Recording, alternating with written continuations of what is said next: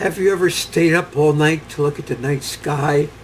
Maybe there's some special event happening, and how tired you get sometime during the night. If it's a warm, balmy evening and you're sitting in a reclining lawn chair, maybe you snooze out and you wake up and you missed everything. Or you're so busy slapping bugs, biting you that you're always missing something happening. Or what happens if it's too cold out and you got to stomp your feet all night, or what do you do? So you tend to miss stuff. So I set up this camera. I pointed out the same window at the same stretch of sky, but not exactly perfect the same stretch of sky, but pretty close. And I set it up so every exposure was 3 seconds long, and it was taking a frame every 3 seconds. And I was able to compress the whole night into some 4-minute clip or something. During the height of the winter, the night is 15 hours long, just about. And during the height of the summer, it's a little over 9 hours long, the night. So, of course, those clips that are in the summer, well, they're going to be shorter than the clips from the winter. That's just the way it is. And my software makes a whole bunch of short clips because it has some limitation on size. They're uncompressed AVI, so a 4 gigabyte limit comes up pretty quick on them. So what I did is I joined them together, and when I was joining them together, sometimes I increased the time lapse, or sometimes I just left it the way it was. But then when I go to pre-process it for this format to see on a video streaming service, I slowed it down by 0.5x. Just like on if you go to the gear and you can click on playback speed, you can click on 0.5x. Well, I just permanently did that. This allows you to see the individual frames a little bit better.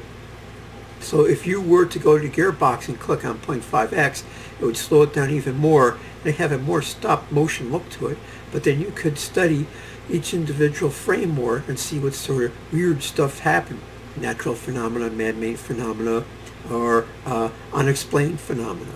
Of course, we all say what's natural, man-made, or unexplained.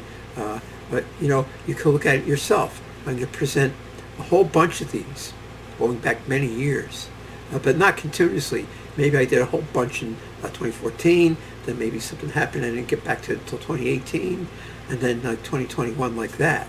But if you just look at one night because you stayed up late and you said, oh, that was crap, I'll never do that again, then, you can't make an assumption or some sort of consensus of this one sample.